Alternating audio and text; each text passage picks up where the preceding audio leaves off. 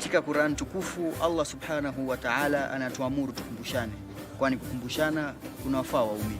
Kwa mujibu wa hadithi, Mtume Muhammad sallallahu alaihi wasallam anatushauri tueneze ujumbe wake angalau kwa aya moja. Basi tunatia ari kufanya ambacho ni jukumu la kila Muislamu, kukumbushana mema na kukatazana maovu.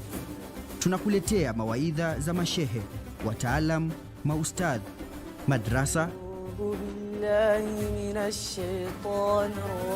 makala spesheli na Okti Fatuma Yakub, mafunzo na historia za mitume na maswahaba, na burudani kupitia nashid na wasifu za munshid.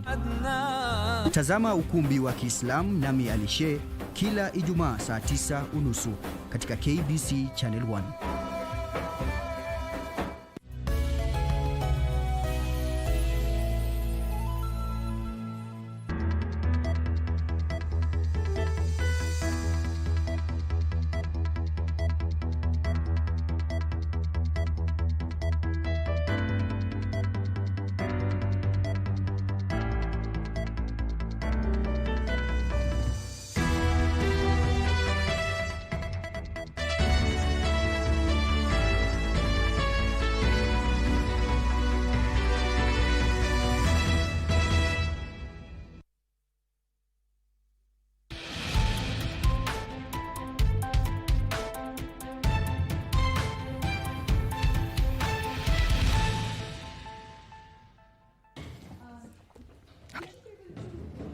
And now, hello and a very warm welcome to you, our viewers from wherever you're watching us from. My name is Giverson, Maina, and this is Lunchtime News on KBC Channel 1, coming to live from Broadcasting House in Kenya's capital, Nairobi.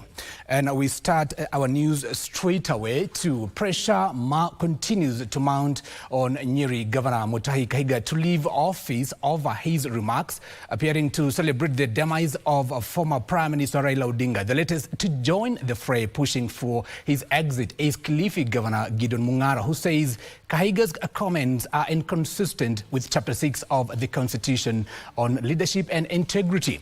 Meanwhile, former Chief Justice David Maraga continued on the campaign trail, saying if elected president, he will only work with leaders who have an untainted record. Take a look.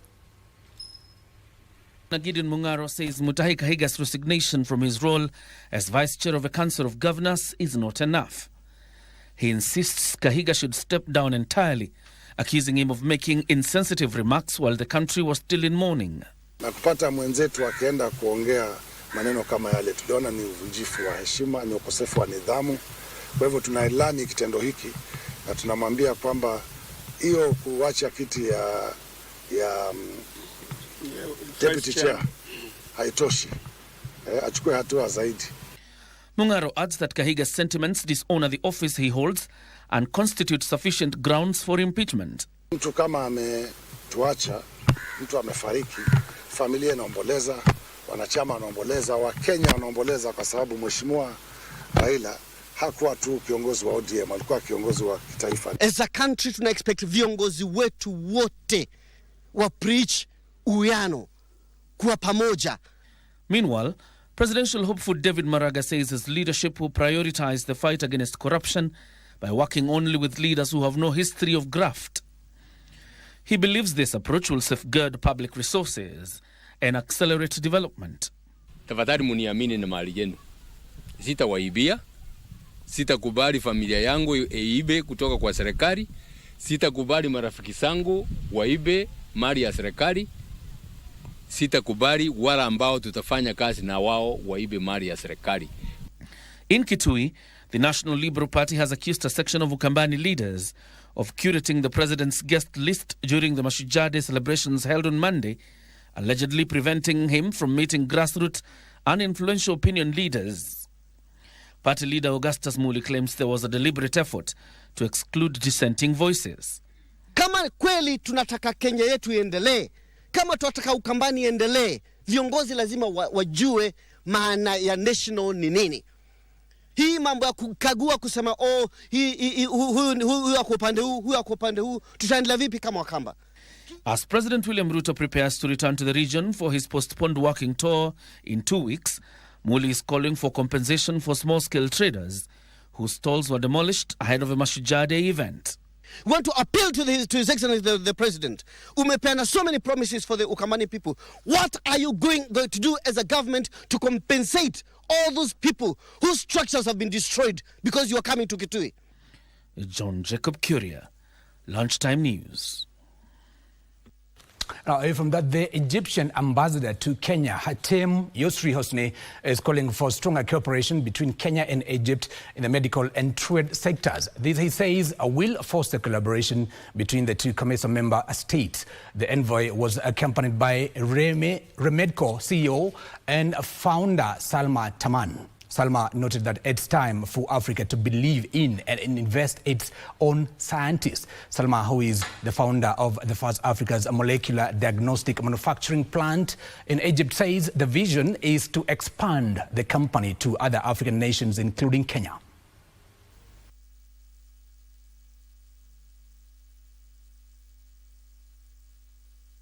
There is a demand from the Kenyan market.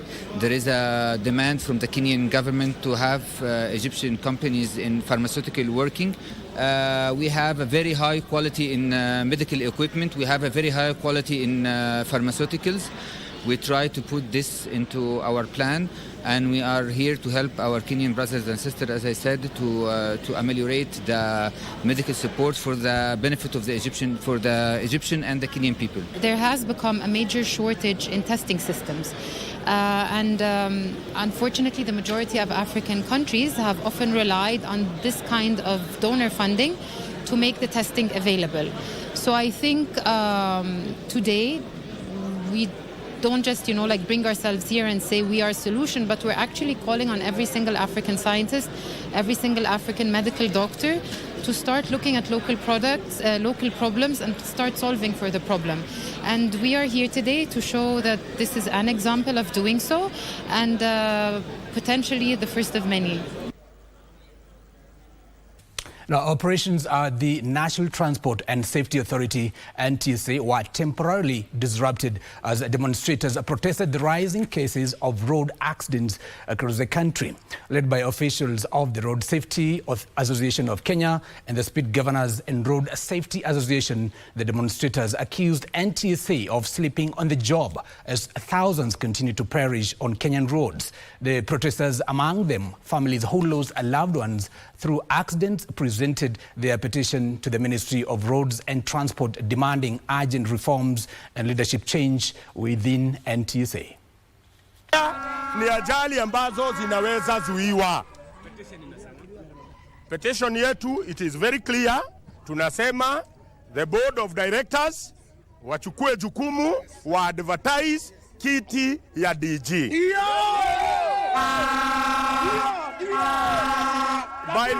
By next week tunataka kuwa na acting DG hapa. NTSA has failed to assume full operational control of teams nearly 2 years after it went live in March 2023, raising accountability questions. Number 2, NTSA departments lack access to generate reports necessary for tracking revenue and performance. Now, the youth across the country are being urged to embrace hands-on skills training to help them tap into the increasing demand for skilled labor in both local and international job markets. According to the United Nations International Labour Organization Countries Director Caroline Njuki, equipping young people with practical skills is a crucial step towards unlocking opportunities and converting their dreams into reality. The clearing call was made during the Toolkit for Skills and Innovation class of 2025 graduation ceremony held in Nairobi. Take a look.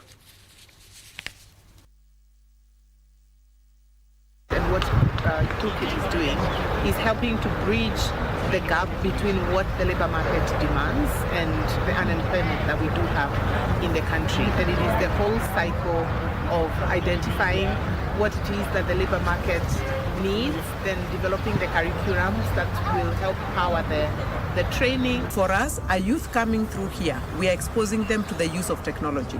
We use virtual reality technology innovated in Poland for MIG welding. It is the highest in demand across the world. That means that a youth we train here is aligned to what industries across the world, in our own country, in the region, and everywhere require. The toolkit in January, it has really impacted my hand-on experience, of which I'm now earning my own money every month from the skills they impacted me. Now, the Ministry of Correctional Services has awarded its best performers at a gala dinner as it marked the third edition of the Correction Service Week 2025. Principal Secretary Dr. Salome Biako commended officers for their resilience and teamwork, rehabilitating, reforming, and safely reintegrating offenders back into the society.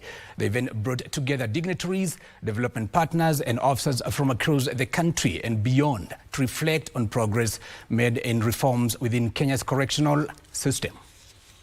Is a highly dependable officer serving at the Naivasha Maximum Prison. It was a night of celebration, reflection and recognition as the State Department for Correctional Services marked the closing of the Correction Service Week 2025 at the Edge Convention Center in Nairobi. Interior Cabinet Secretary Kipchumba Murkomen, who graced the event, lauded the correctional fraternity for their courage and professionalism. This week has been a vibrant showcase of presentations and plenaries anchored on teamwork and unity of purpose. From the insightful panel discussions to the exhibitions, from the outreach activities to the interagency collaborations, one could clearly see a service that is no longer confined to the walls, but one that is reaching to the hearts and to communities.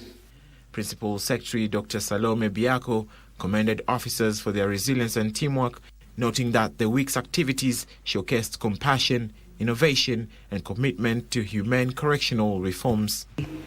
This third edition of the Correctional Service Week has provided us with a special opportunity to reconnect with our peers, our partners, our stakeholders, and most importantly, our shared purpose.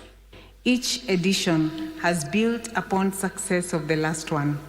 And this year, under the guiding theme, Efficient Service Delivery for the Common Good, we have taken another meaningful step in our journey of reform and transformation. During the gala, outstanding officers and institutions were honored for their excellence in rehabilitation, community integration, innovation, and environmental conservation. For Lunchtime News, I'm Alvin Counder. Now, from that, learners at a school in Oloililai, Sub-County, Kajiado County, can now study in safety after a community-based organization stepped in to construct a fence, install a gate, and rebuild the school's water tank destroyed by marauding elephants. This will shield pupils from wild animals and promote a secure learning environment. Head teacher Joseph Tikani expressed relief, saying the new fence will not only protect the learners but also safeguard school property. The community-based organization chairperson Paul Mukoma hailed the project as a reflection of what communities can achieve when they work together. This school has been suffering from wild animals and domestic animals cutting across the school compound, and that was interfering with the school as well as the vegetation of the school. So today we are happy as Face of Kenya, and we thank all our sponsors at the Face of Kenya that this has been a reality today. We have a fence, and we look forward to have this school green as it is supposed to be. Mara mingi shule imekuwa hatuna fence na wanafunzi wanakuwa kwa hatarini kwa sababu ya wanyama wa pori ambao wanatembea hapa na pale. Hata pia wanyama wa nyumbani wanapatwa katikati ya shule, hata wakati wale watoto wanafunzi darasani inakuwa tisho, inakuwa shida, wanakuja na makengele kule shuleni wakati walimu wanafunza. Now, the Hindu community in Kenya joined millions around the world in ushering the new year, Vikram Samvat 2082, with prayers for peace, unity and prosperity. The celebrations held at the Babs Swaminarayan Temple in Nairobi brought together devotees in a colorful display of faith, gratitude and renewal. Religious leaders used the occasion to call on Kenyans to embrace forgiveness, unity and new beginnings. The Bab Swaminarayan Temple in Nairobi came alive with color, chants and offerings as the Hindu community in Kenya joined millions globally to celebrate Vikram Samvat 2082, marking the start of a new year in the Hindu lunar calendar. The celebrations followed Diwali, the festival of lights, symbolizing the triumph of light over darkness and the beginning of a new cycle of hope and renewal. They're visiting different temples, they are meeting together, they are visiting their friends' homes, they are visiting their relatives' home, and they are giving the wishing to everyone that the next year will be a very helpful for you and very joyful for you, and you can have a very good and prosperous new year. In keeping with tradition, devotees prepared and offered more than 1,000 freshly cooked dishes to the deities, a gesture of thanksgiving for the harvest season and the blessings of the year ahead. During this season in India, we harvest a fresh crop, and we believe whatever we get, it is the grace of God, and we need to first offer to the God, then we accept as a gift from the God.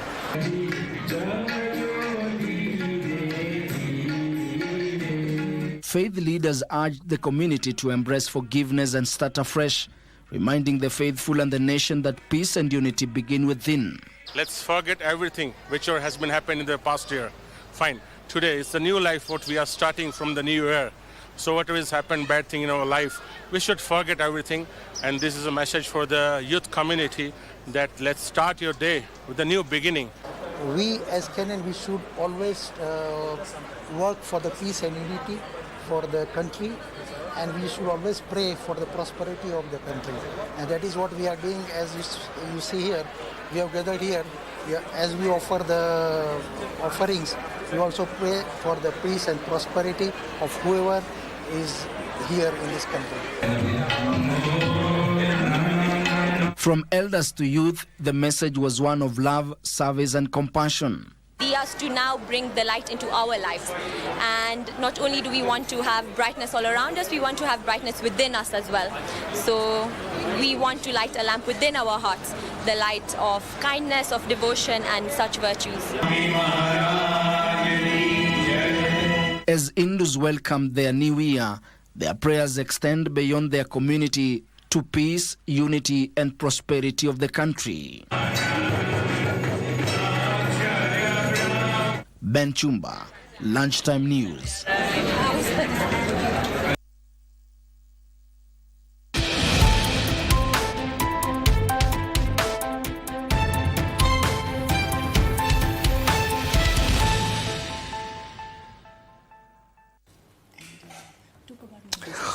And now, on this next section, I'm going to be interviewing Professor Dr. Pareen Somaini of London. And she's the founder and CEO of London Organization of Skills Development. Now, Dr. Pareen is a close ally, or rather friend, of former Prime Minister Raila Odinga, the deceased, who died on 15th October in India.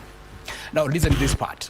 Both Professor Dr. Pareen and Raila Odinga were receiving treatment in India, separate hospitals, and she happened to have received the news of the passing on of former Prime Minister Raila Odinga. She wanted to meet him. She did.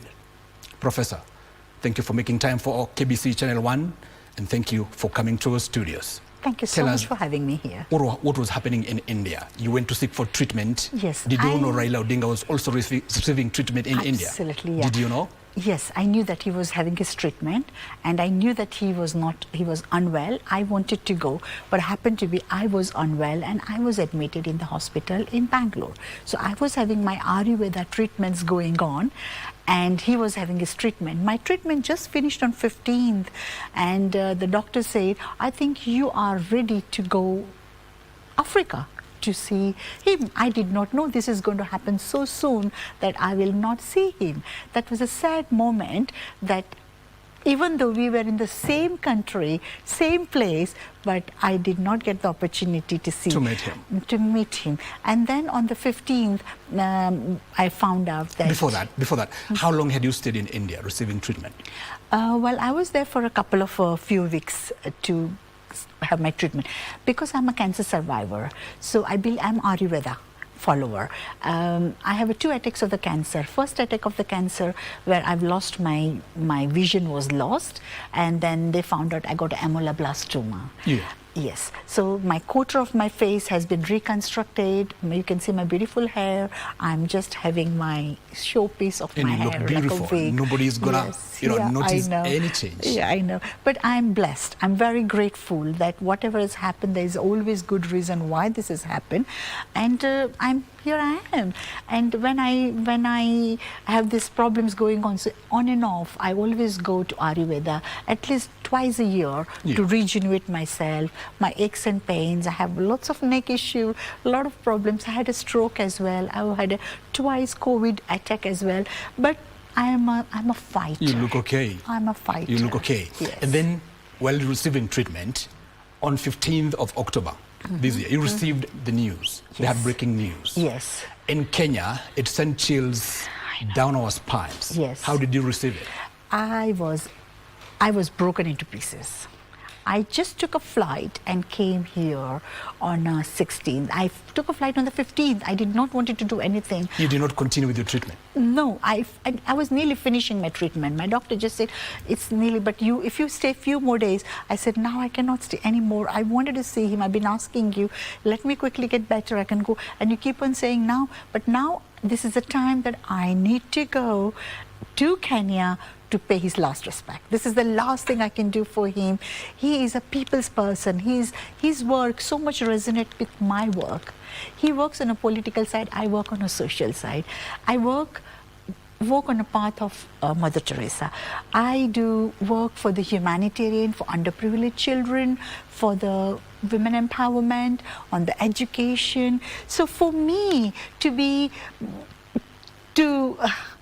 it's just, it's just so emotional that when I just wanted not to do anything, just to go and salute him. He was repatriated the following day. Yes. Came back to Kenya. Yes. He came on 16th. On 16th. And I came on 16th. On the same day? Same day. And when I came here, it was crazy. When I came out of the airport, the people were moaning and groaning. You were there at the airport when his body arrived? Yes. Then what happened? No, when his body arrived, he came on a different flight, not on the same flight. We both came on a different flight. But when I came and my car was going, people were having a big rally across the road and every roads were blocked. I did not know why it was blocked. I did not know that he's so much loved by the people. Yeah. And I told my driver, what's going on? And he said, do you know Raila has passed away? I said, of course, that's why I'm here. I said, this is all his people. I said, oh my God, all these people, the roads were blocked. Were you shocked? I was literally in a shock. I said, oh my God, I knew that he is a fantastic man. I knew he's a people's person, but I did not know that he's loved by millions of people. Millions of people. Millions of people. Across the country. Absolutely. And even across the world. And look at me, coming all the way down from London, coming and not going back to London and coming to see him. So what happened after that? You went your different way. Yes. The body of Raila was there to be received by millions of Kenyans. Yeah. And then the body of Raila, came for body viewing to Nairobi, to Kasarani Stadium. And I went Where did you go? I went to Bondu. I just literally came back from Bondu yesterday. Oh. I went to Kisumu, and from Kisumu I was been taken to Bondu, Opada farm, where his burial ceremony.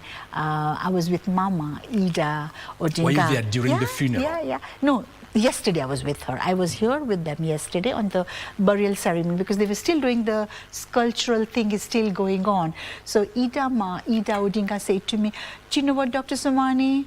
I would love you to stay more, spend more time.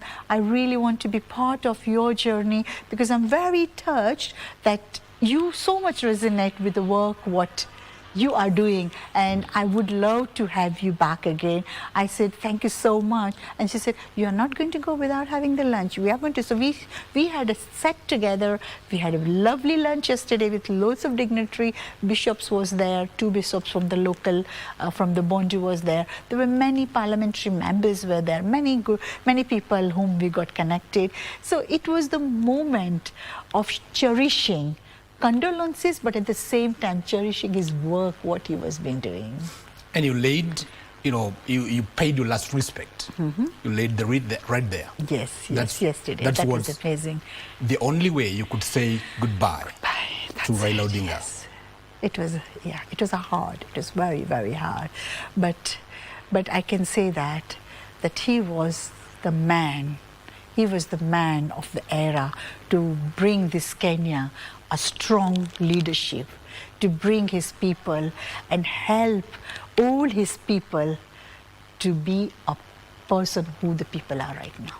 In Kenya, Raila Odinga was the father of democracy. Yes. Back in the 1990s, 1992 to be particular, he was part of the struggle for Kenya's democracy, multi-partyism. Yes. And out of that, there was a relaxation by the government. It allowed many political parties to mushroom, and that's how the Kenyan democracy has been able to grow.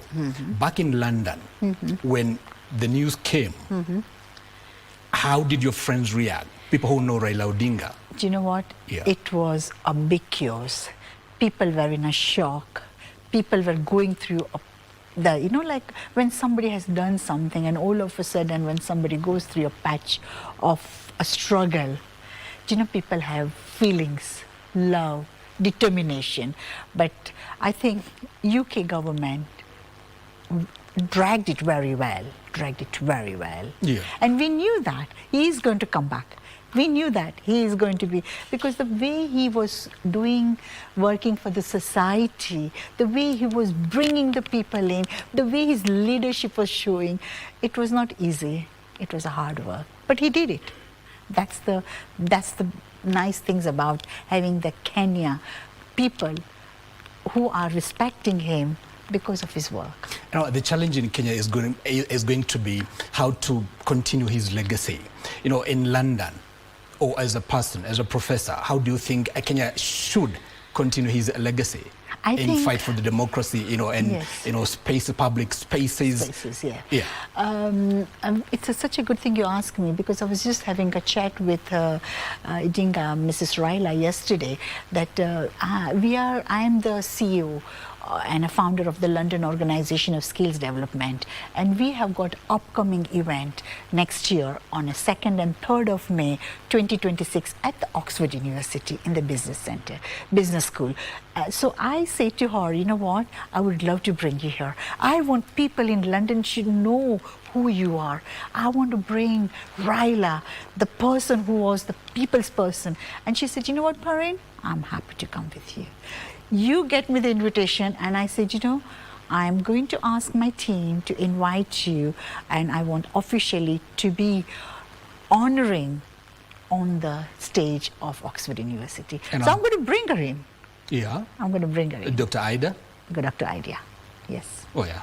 So Dr. Ida Odinga will be coming to Oxford University on the 2nd and 3rd of May. That is nice. Beautiful. That is nice. Beautiful. And speaking of Ida Odinga, how is that family coping? She is, they are coping very well, but yesterday I saw the celebration of his son taking over, the junior Raila was taking over from the father. So I was so proud and privileged to be part of that event yesterday. And it was an amazing experience because my husband also comes from Uganda. So I do have a culture of East African. So this is our roots, yeah? East Africa is our roots. And you're not saying it. Sorry? You're not saying that. Because the reason we're not staying, because all the family have moved to UK now. But we do have our friends, we do have our grandparents and things. We are connected. But because most of the things are just moved back, so I do keep on coming and going. Another thing I would like to share, that I had a meeting with Kenyatta day before yesterday. And the former president? No, Kenyatta University. Oh, Kenyatta University. Okay. And I met the registrar, Professor Dr. Nawari, and we had a beautiful chat, and we will be collaborating with Kenyatta University and Strathmore University as well for our future global research conferences. It's right there, you can see on the screen. That's wonderful. Wonderful, that's amazing. Yeah, yesterday I was there. How did you find that culture? Oh my God, it's amazing. I love it. I love it. You haven't seen that before? No. He was been shaved. He was the leader. He was been wearing all the clothes, and the cows were running. And I said, hold on, what's the cows doing here? He's the leader. He said he has to take care of the animals, not just a human. I learned something new. That the leaders, I always thought the leaders are only taking care of this, but no, the leaders has to take care about any human, any soul. So cow has got. Raila Odinga was a big deal, in Kenya, as far as politics is concerned and leadership. Of course, he lost 5 times presidential elections, but he was a huge deal in the Kenyan political space. Yes, I agree with you. But I think so now, his son has taken over, Junior Raila has taken over. He has to learn a lot. He has to do a lot of hard work. His father has left the legacy, but the children has to fulfill the father's dream. And he was working hard, but it's hard for him in the environment where he was. And Mrs. Odinga, she's also working on towards the humanity. But she's a strong woman. She's a very strong woman.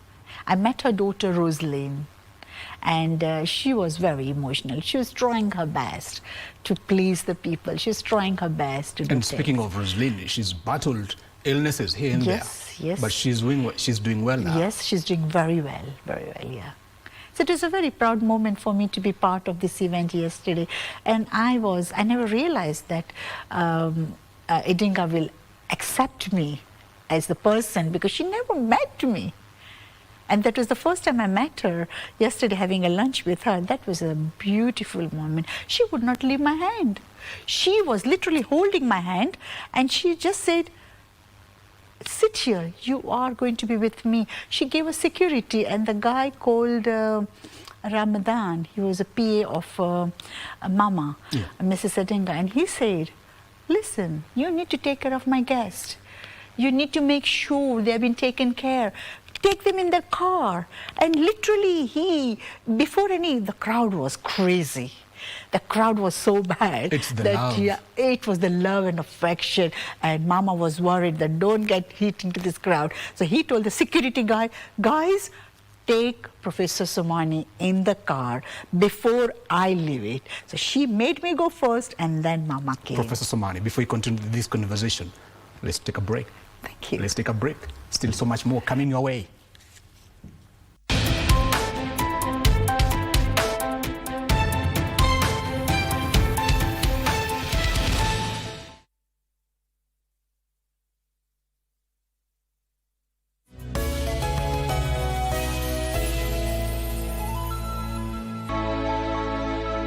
World record holder in Paralympics, an icon and a mentor. I'm happy I struggled so that many other people people with disability can be able to benefit.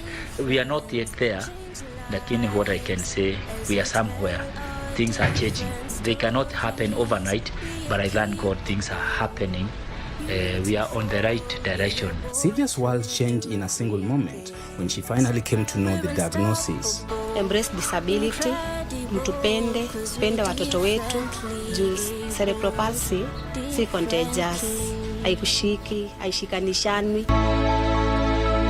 The bottom-up economic transformation agenda is not just a plan on paper. Manifesto tulioandika na tukauzia Wakenya na wakatupigia kura, sio gazeti ya kufunga nyama. It is happening on the ground across Kenya. Enda sumabogi Moriega Jodhurwa untie Mugani Pamjambo. In agriculture, Turkana wameamkia mambo ya ukulima sasa. On our roads, Lami black anaingia hapa anagausha hapa, wacha bana. In health, all our patients are in SHA 100%. In housing, kutoka nyumba za mabati kuleta nyumba kama hii ya ghorofa ni kitu mzuri sana. In our markets, umetukumbuka sisi mama mboga, shida zetu umezitatua, and so much more. It's a good thing the government inakuja mashinani na this is all what we have been requesting. This is transformation. This is impact. This is delivering the plan. Every Friday on KBC Channel 1.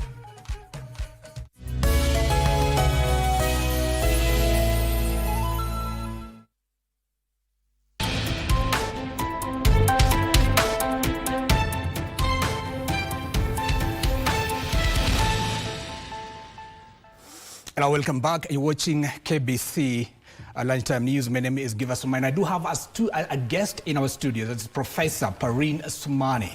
She's a close friend of former Prime Minister Raila Odinga. Both happened to be receiving treatment in India when the news came in on 15th October 2025 that indeed Raila Odinga had passed on, and she's sharing her news. You know, she's sharing her friendship with Raila Odinga on the way on. Actually, Pareen, you know, the news of passing on of Raila Odinga is still heavy to us, and some people have still not yet moved on. I have not recovered. It's going to take a long time. Absolutely. A long time. You know, in concluding this conversation, what do you think Kenyans, you know, global leaders, and even people in London should emulate Raila Odinga? How should they emulate Raila Odinga? I think everybody should help each other.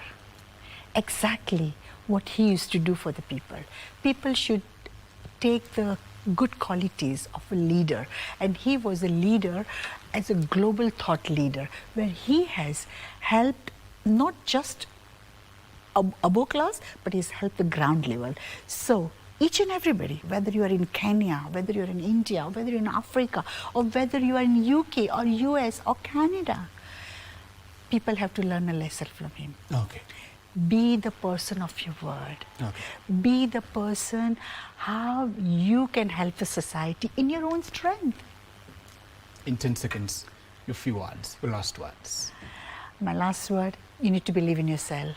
When you believe in yourself, the world will believe you. Even the caterpillar changes into the beautiful butterfly.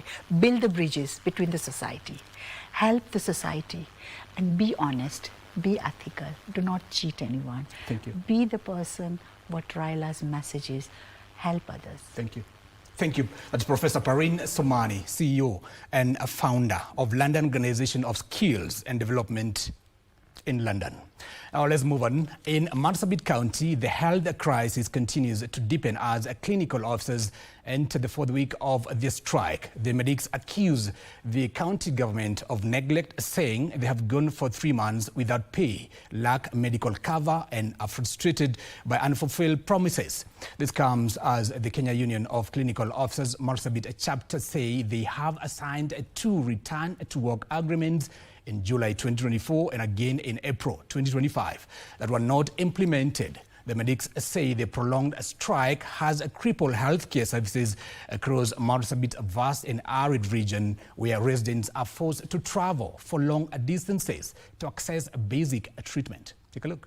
I want us to sign the third return to work agreement, but we are not ready to do it because the 2 return to work agreement we signed showed us that there is no goodwill and we don't trust them. Last year, we also sat with the members of the Committee of Health of the County Assembly with the same allegations that the county assemblies are the ones removing the budget lines meant for staff welfare. They denied that allegation and they promised to follow it up, which they never did. We don't have any medical cover to cover his medical insurance. We don't have salary as we speak now. There's a perennial delay of salary. And other issue we have is that our remittance, they usually don't submit, third party. For the last 20 months, they have not remitted.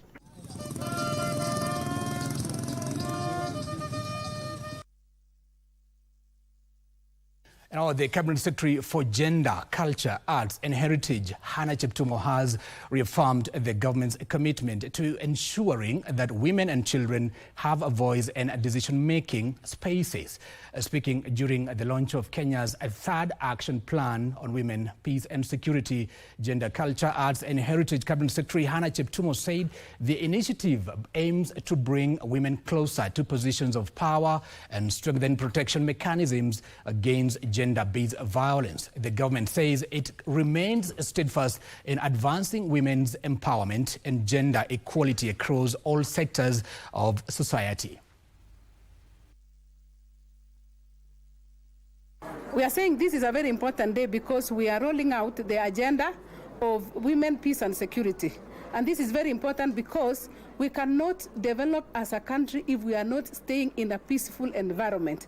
And therefore, as the State Department for Gender and Affirmative Action, together with all the other state organs, we are doing what is called an all-of-government approach. So, because what we are saying is that we need each other. Women cannot do it on their own. Women belong to the men, men belong to the women. We are all a society. We all need to work together as a team to ensure that we secure our country and we ensure that everybody comes to the table when it comes to decision making. And this action plan, we are committing to deliver on the prevention of SDBV in Kenya. We are committing to enhance protective services through the National Police Service and other discipline services. We are committing to be able to enhance participation of women and girls in matters development and leadership. We're also committing that in relief and recovery efforts, women and girls will be involved. Now, residents of Rap Village, Oldonyiro, ward of Isiolo County, have embarked on an ambitious project aimed at restoring degraded range lands that pose a huge threat to the livestock and people. The initiative follows the emergence of deep gullies due to prolonged soil erosion as a result of the adverse effects of climate change. Kamche Menza with the details. These are the scenes you encounter as you enter Oldonyiro ward of Isiolo County. Scenes of degraded land characterized by deep gullies, scattered acacia trees, some with roots exposed between the gullies, and destroyed pasture. Residents say the state of the land is no longer bearable. For decades, the land has consistently withered the strong wind and water, leading to erosion, a situation that has further been exacerbated by the adverse effects of climate change. The safety and livelihood of both the livestock and people is now being threatened. Sababu hii maponde imeanza kutuangamiza sisi hapa sana. Mamifugo mingi sana imeangamia hapa kwa muda. Na hata mamunyoka ya udongo. Hapa ilikuwa ni mahali mzuri sana. Kitambo ilikuwa tunalicha hapa mzuri, mifugo inapata manyasi, lakini saa hii hakuna mwenye anaweza karibia hapa. But the narrative is about to change. The community has embarked on an ambitious journey to reverse the damage on the more than 2,000-acre piece of land. The community is receiving technical support from the World Food Programme, Korea International Cooperation Agency, and the county government of Isiolo. The journey to restore the ecosystem began last year. It entails construction of terraces and gabions at strategic places to collect soil from the upper regions and fill the deep gullies. Sisi wenyewe wananchi tukaanza kujitolea kuanza kusiba hii machimo. Pia hata tunaomba tukirudishia shukrani sana hii kampuni ya WVV ilikuja ikatutrain vile ambaye tunaweza kujikinga na kuweza kuzuia hii mamunyoka ya udongo. 15 resource persons were trained and are guiding the community. Hii ecosystem restoration tumeweza kuzingatia vitu ambazo zinaweza kuzuia mmonyoko wa udongo kama vile kuna soil bands, kuna micro catchments, kuna terraces. Who have now come down to train the whole community on these land restoration issues, the soil and water conservation structures like the terraces, semicircular bands, and we want now to restore our land so that we can afford good pastures and do some income generating activity like beekeeping and even poultry production. We ask more partners to help us. We also appreciate Narupa Conservancy for the good job they are doing in rangeland restoration. They have supported us with some tools and also supported us with some seeds to regenerate the land. The community hopes once the land is restored, they will reintroduce grass, carry out farming activities, and also sustain efforts in protecting the land. Lakini tunajaribu sana kwa sababu tunatengeneza irudi vile ilikuwa na pia nyasi vile ilikuwa na tunajaribu kabisa. community initiatives like this one you see here have gone up. Community want to restore their land so that they can do crop production and even pasture production to sustain their livelihood. Check dams bado inasuia maji, ina slow na bado ina sink. Na kwa mahali ambayo tumefanya kwa muda mrefu, tunaona tuko na matarajio kwamba hii kazi itaweza na kurudisha hiyo udongo vile ilikuwa kitambo. Many villages in Oldonyiro ward are said to have undergone immense degradation over the years, and that there is need for similar interventions to ensure that the entire ward has its rangelands restored. Kamchemenza for Lunchtime News.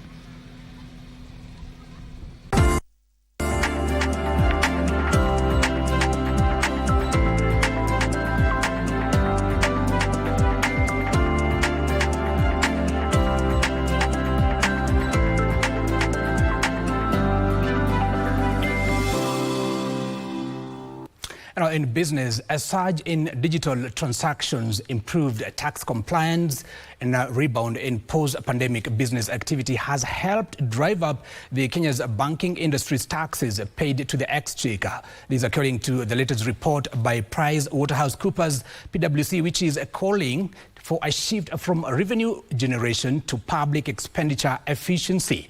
PwC tax services expert Alice Muriithi warns that sustainable growth depends not only on how much is raised, but on prudent use of public funds to strengthen economic confidence and attract investment.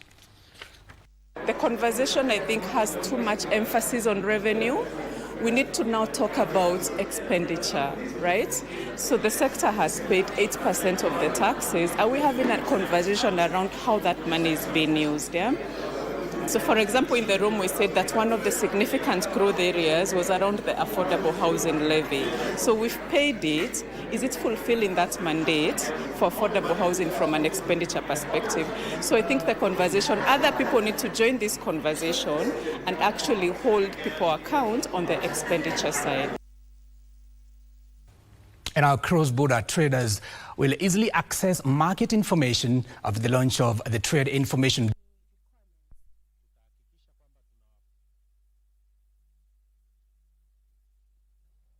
Cross-border traders in East African community have raised concerns over delays and higher costs linked to trade permits and certificates, which slow the flow of goods.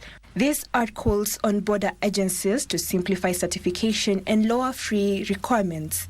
Tutahakikisha kwamba tunawafundisha au tunawaongezea uwezo wa wafanyabiashara ili kuweza kutumia mifumo, hasa ule mfumo ambao tunaita simplified trade regime katika jumuiya yetu, ambapo unawafanya wafanyabiashara wanaweza wakapata vile vyeti vya uhalisia wa bidhaa ambazo bidhaa zao hazipiti juu ya thamani ya $2,000. The trade information booth at the Namanga one-stop border post is expected to ease trade for women and youth, offering access to market information, training videos and online reporting platforms for trade barriers. Men would, when they want to trade, they did not know that the government had put in place how to resolve the non-tariff barriers. So they would use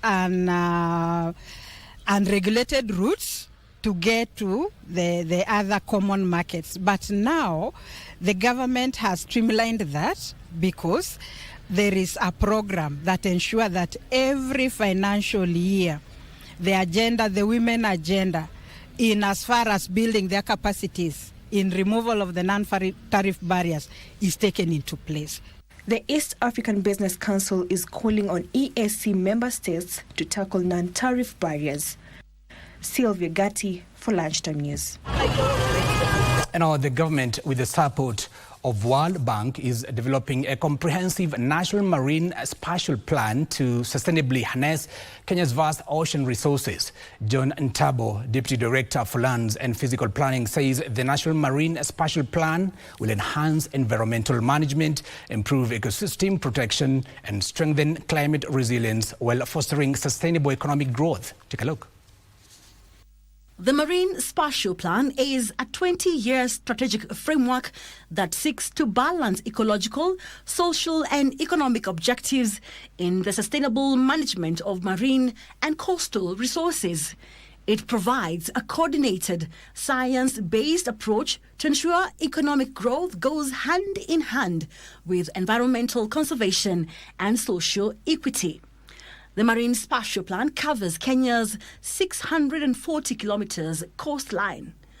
It provides legal certainty for investors, preventing resource use conflicts and protecting biodiversity. Officials say the Marine Spatial Plan will guide the sustainable use of Kenya's ocean space by coordinating activities such as fisheries, tourism, shipping, renewable energy, and maritime transport. Conservation, if we're talking about marine protected areas, how are you going to do it? How does it complement government efforts in developing this country? How do we do it in a way that we also conserve the environment? How do we do it so that then we are complementing each other without creating chaos? Members of the public welcomed the Marine Spatial Plan, describing it as a timely intervention to promote sustainable marine resource management and tackle destruction of turtle nesting sites. Naona mikakati ya serikali ikiboresha mikakati hiyo itamfanya mvuvi aondoke pale alipokuwa pa umaskini awe mahali ambapo patamridhisha. Si kutoka nizaliwe mpaka hapa nimefika, nimetegemea bahari. Hiyo ndio inatupa chakula kama kuvua samaki. Pia tunapata hata dawa katika kwenye mikoko. Mweri Mujenga for Lunchtime News. And our Kenya's construction industry, long dominated by informal transactions and word-of-mouth deals, is set for a digital shake-up following the launch of a digital marketplace for building materials aimed at bringing structure and transparency. Jumbo CEO Kagure Wamonyo says the mobile app is focusing on individual homeowners and small-scale builders who make up the majority of Kenya's construction activity, but often face the steepest sourcing challenges.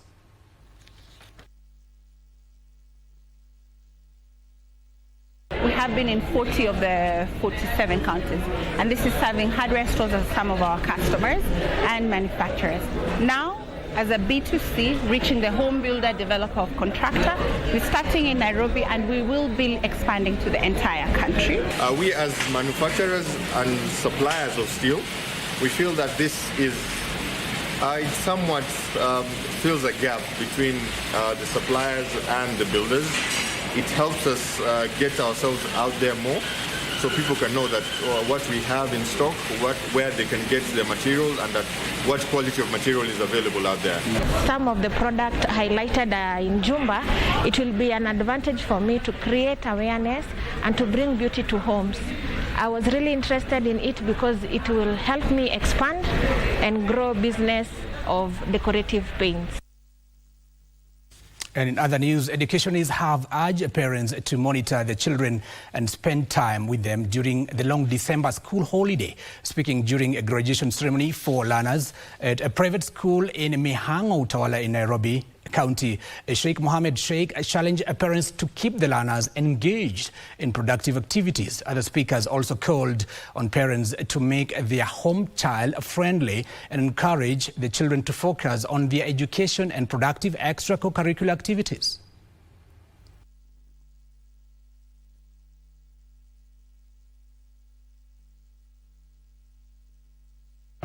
Mjue kwamba wazazi, ile jukumu ambayo kwamba tumepewa katika kulelea watoto ni si jukumu rahisi.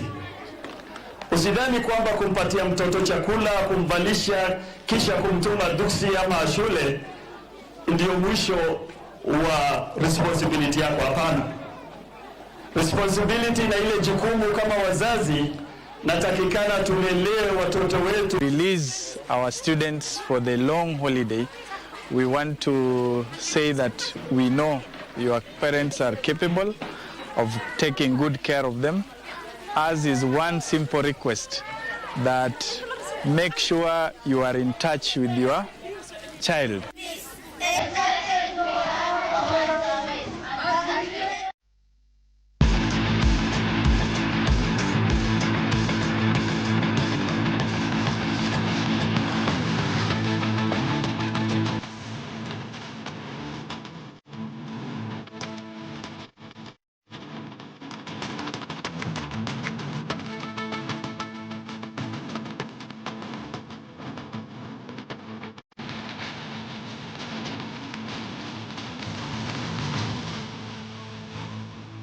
And now let's get sporty. The national women's soccer team Harambee Starlets are brimming with confidence ahead of today's crucial Africa Women's Cup of Nations qualifier against Gambia at the Nyayo National Stadium. Head coach Bildine Odemba expressed optimism during the team's final training session, noting that morale is high in the camp and the players are eager to deliver a strong performance at home. Kenya is eyeing a second appearance at the Women's Africa Cup of Nations, having last featured in 2016 finals in Cameroon. The Starlets will be hoping to secure a commanding result at Nyayo before heading to Senegal next week for the return leg. A win in the two matches will see Kenya book a ticket to the 2026 WAFCON in Morocco, a tournament that will, for the first time, feature 16 teams. The top 4 finishers will automatically qualify for the 2027 FIFA Women's World Cup in Brazil.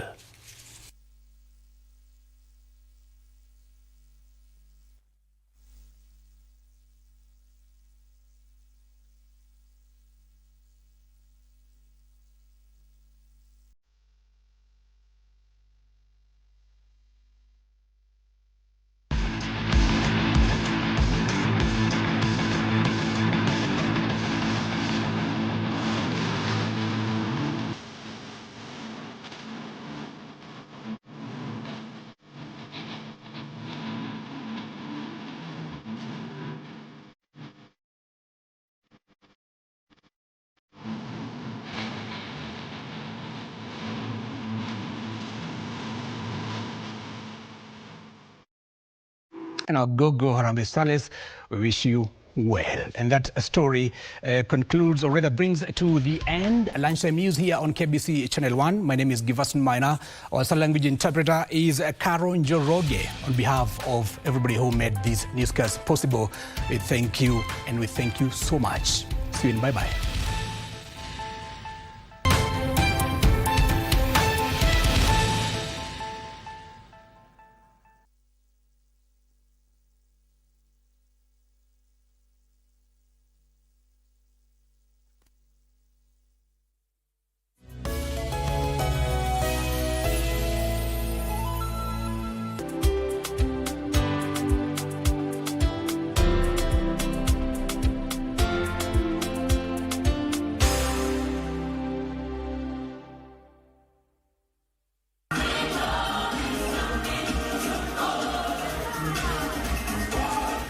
It's art, it's culture, it's fun, it's attitude.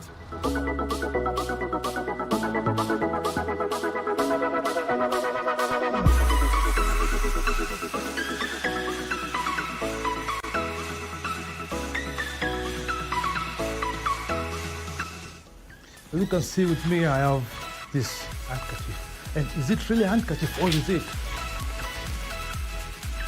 My name is Kevin Kasioki. Please join me each and every Friday at 8 p.m. only on KBC Channel 1.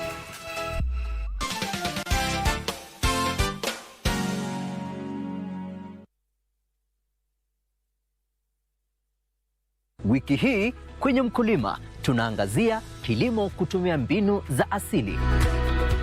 Kisha jinsi ya kuwafuga ng'ombe, kondoo pamoja na kuku.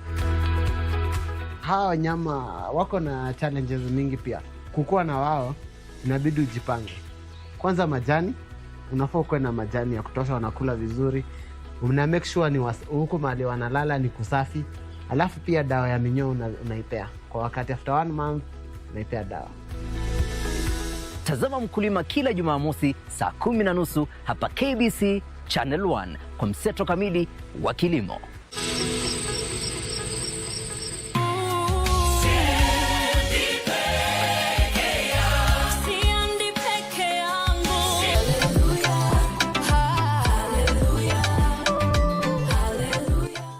One of the things we know is that 2 things fade in life, and that is energy, and the second one is time. So I think what we should be looking at beyond time management is asking ourselves, are we clear and managing the focus? The fact that it is your free time, still you don't waste it. Yes. Don't prioritize your schedule. Yeah? Schedule your priorities.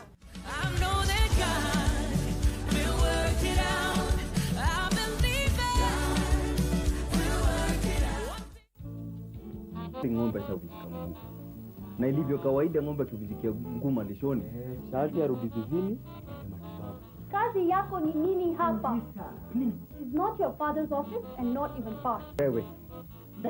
Wewe utanipa heshima zangu. Utaniheshimu na uniite baba. He doesn't love you. He's just playing around with you. Kama hanipendi, kwa nini endelea kuchunguza maisha yake ukijapo ofisini mwake kila wakati?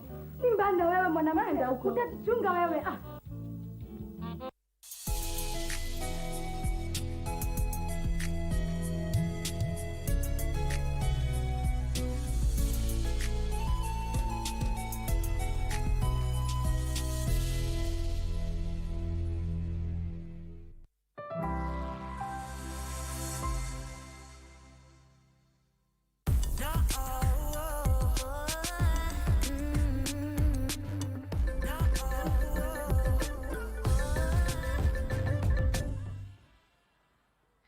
From protecting ecosystems to